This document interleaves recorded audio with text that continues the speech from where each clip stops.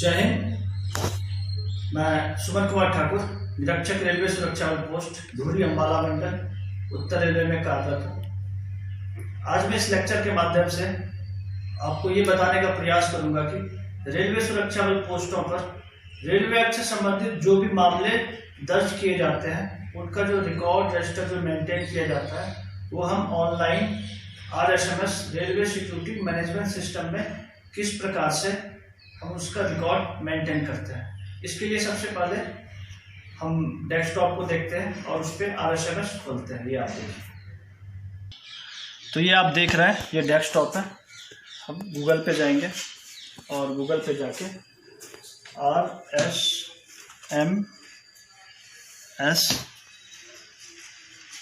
RSMS हम type करेंगे।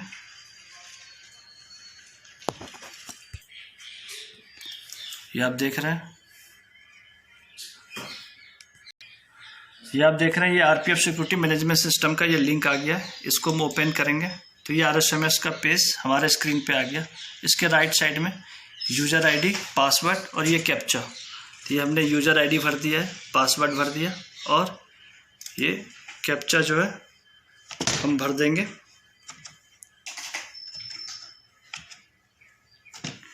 भरने के बाद फिर हम यहाँ पे सबमिट करेंगे।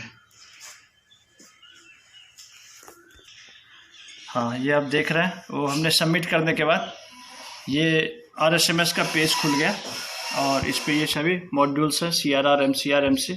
लेकिन जो भी अपराध से संबंधित रिकॉर्ड रजिस्टर होते हैं उसका हम मेंटेन यहाँ CRR में करते हैं, क्राइम रिकॉर्ड एंड रजिस्टर में। इसको हम ओपन करेंगे। ओपन करने के बाद ये पेज आ गया। अब ये ऊपर आप देख रहे हैं register entry, view register, my tools, register summary. लेकिन एंट्रियाँ जो होगी वो रजिस्टर एंट्री में। यहाँ पे कर्सर ले जाने के बाद ये काफ़ी सारे रजिस्टर आप देख रहे हैं, localize, unlocalize register, register of special reports, case property register. लेकिन चूँकि हमें रेलवे एक्ट के रिकॉर्ड भरने हैं तो रेलवे एक्ट का रिकॉर्ड यहाँ railway act C39 and C40 यहाँ मेंटेन किया जाता है। इसको हम ओपन करेंगे। ओपन करने के बाद ये पेज आ गया, आप ये देख रहे हैं इसको। तो हमें किसी नए केस की जब भी हम एंट्री करते हैं तो ये ऊपर लिखा है न्यू केस, एग्जिस्टिंग केस। तो नए केस की एंट्री करनी है, हम नए केस पे हम क्लिक करेंगे। उसके बाद आगे serial number and case. Next है सीरियल नंबर ऑफ केस, मतलब मामले का क्रमांक। जो भी मुकदमा अपराध संख्या होगा वो हम यहाँ पे फिलअप कर देंगे। फिर आगे है ऑकरेंस डेट एंड टाइम। जो भी घटना है, घटना का डेट या टाइम है वो यहाँ पे भरा जाएगा। इसके लिए हम यहाँ पे क्लिक करेंगे तो ये कैलेंडर खुल जाएगा। यहाँ से हम डेट और टाइम को सेलेक्ट करेंगे, वो अपने आप फिलअप ले लेगा। फिर आगे आ जाइए, वेदर SOR, क्या SOR है? अगर जो मामला दर्ज हुआ स्पेशल ऑकरेंस रिपोर्ट से संबंधित है तो यस, और नहीं है तो नो। नेक्स्ट है इंसिडेंट ऑकर्ड, घटित घटना कि जो घटना घटित हुई है वो कहाँ हुई है। इन ट्रेन में, क्या ट्रेन में हुई है। रेलवे परमिसेस, क्या रेलवे परमिसेस में है। आउटसाइड रेलवे परमिसेस, क्या रेलवे परमिसेस के बाहर। ये टू बी असर्टेन की जानकारी नहीं है। तो जहाँ भी वो घटना घटित हुई उसके हिसाब से हम उस कॉलम को फिलअप कर देते हैं।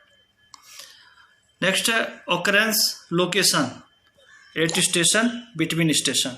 अगर स्टेशन पे हुई तो स्टेशन पे क्लिक करेंगे, अगर ब्लॉक सेक्शन में हुई है तो बिटवीन स्टेशन पे। नेक्स्ट है ट्रेन नंबर, अगर ट्रेन में कोई घटना घटित हुई है तो गाड़ी का नंबर अंकित किया जाएगा। फिर स्टेशन फ्रॉम एट, अगर स्टेशन पे हुई है तो स्टेशन का नाम अंकित किया जाएगा।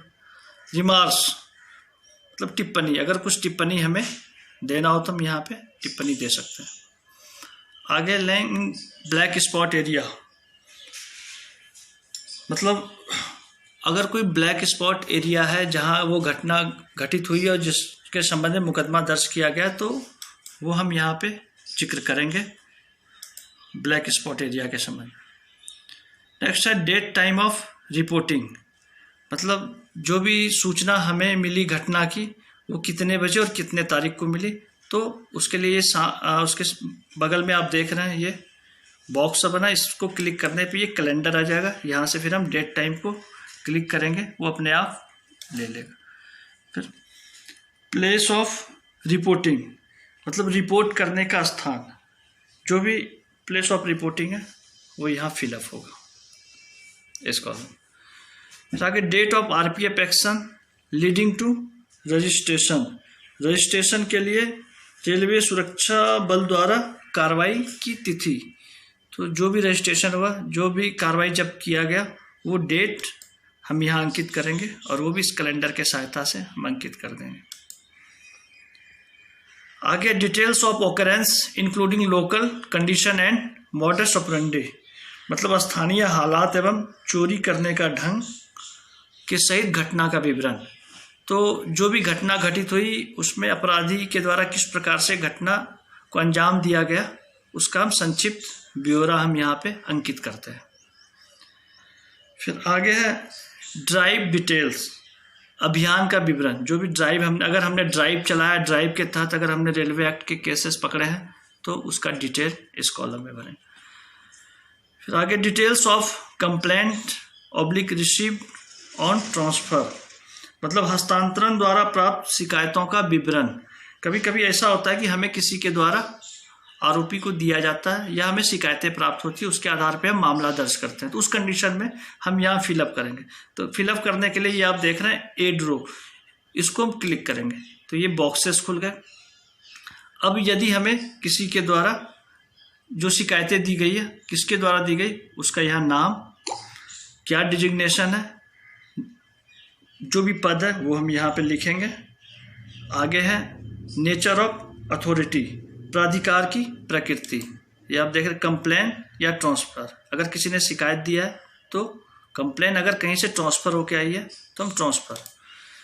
आगे अथॉरिटी कि अगर हमें किसी ने शिकायत या हमें मामला जो मिला है हमें, तो वो किसके द्वारा, RPF, GRP, local police, CBI, NIA, vigilance, जिसके द्वारा मिला है उस पर हम क्लिक कर देंगे।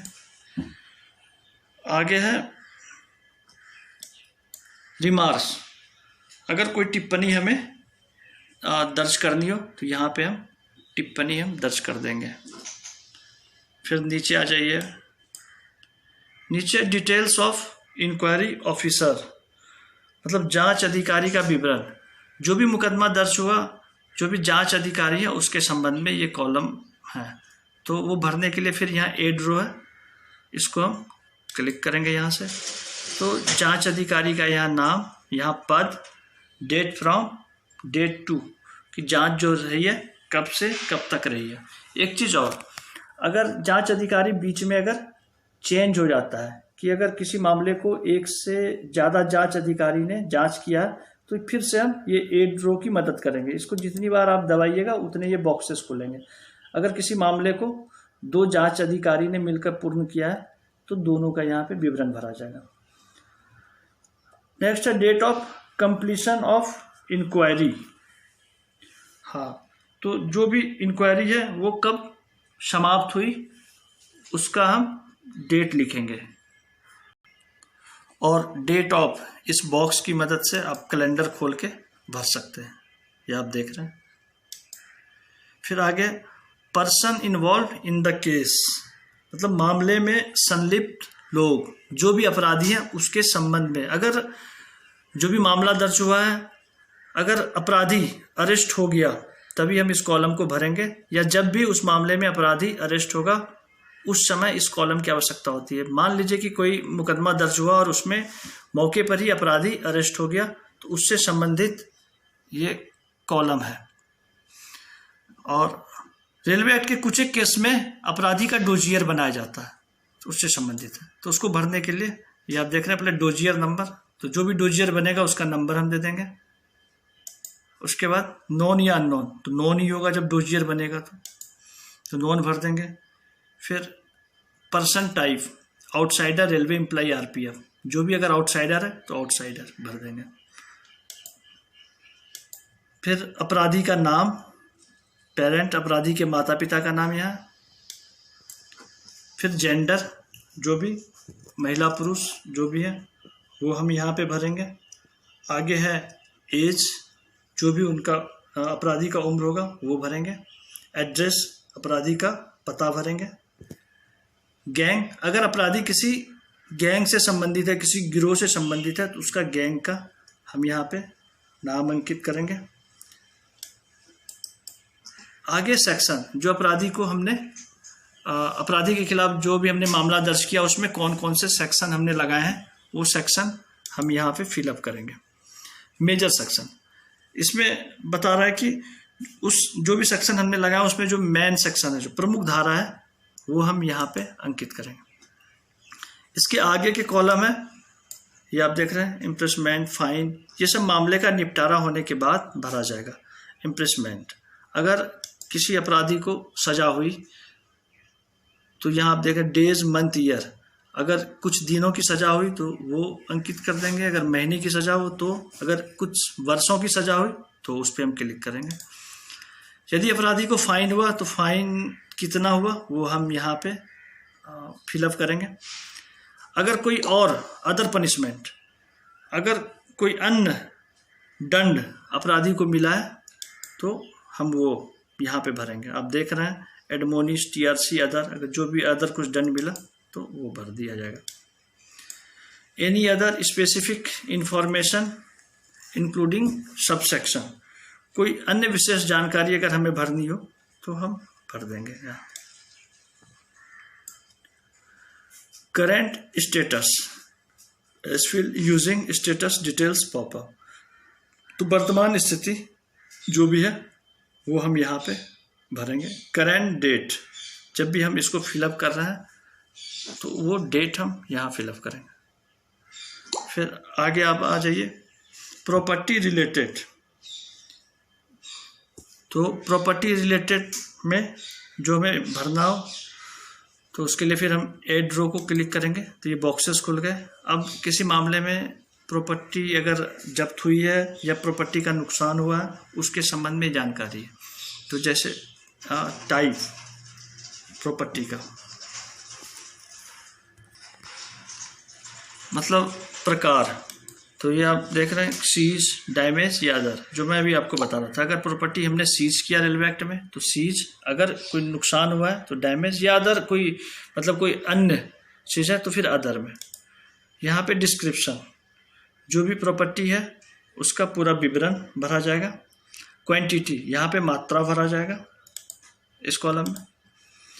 आगे है यूनिट, अगर कुछ प्रॉपर्टी जैसे फॉर एग्जांपल डीजल है या डीजल की कभी चोरी हो जाती है तो वो लीटर में होती है, तो उस कंडीशन में ये इतने सारे ऑप्शन दे रखे हैं। तो अगर डीजल की चोरी हुई है तो हम लीटर्स यहाँ पे करेंगे। अगर कोई पेंडोल क्लिफ है या फिर कुछ भी मतलब प्रॉपर्टी के हिसाब से किलोग्राम में, इंचेस में वो दे रखा है, जिस प्रकार की प्रॉपर्टी है उस प्रकार से हम यहाँ पे फिलअप कर दें। वैल्यू, जो भी प्रॉपर्टी है, जो भी हमने जब्त किया या जो भी नुकसान है उसकी कीमत हम यहाँ अंकित कर देंगे। हाँ, उसके बाद नेक्स्ट है ये करंट स्टेटस, जो भी केस का करंट स्टेटस है। ये आप देख इतने सारे कॉलम आ गए कि under police GRP investigation, chargesheet forwarded to court by police GRP, under RPF inquiry या ट्रांसफ़र या अंडर ट्रायल, जो भी कंडीशन करंट में है वो हम यहाँ पे फिलअप कर देंगे। उसके बाद नीचे आप ये देख रहे हैं सबमिट, अगर हमें व्यू देखना है कि हमने क्या क्या भरा है तो हम यहाँ व्यू हिस्ट्री को क्लिक करने के बाद जो भी हमने भरा वो पूरा दिख जाएगा। और हमें फिर अगर हमें सबमिट करना तो ये सबमिट बटन को हम क्लिक कर देंगे तो हमारा ये ऑनलाइन रजिस्ट्रेशन हो जाएगा। ये व्यू तो आपने देखा कि हम रेलवे सुरक्षा बल पोस्टों पे जो रेलवे एक्ट से संबंधित मामले दर्ज होते हैं उनका रख रखाव, उनको किस प्रकार से RSMS में हम मेंटेन करते हैं। जय हिंद।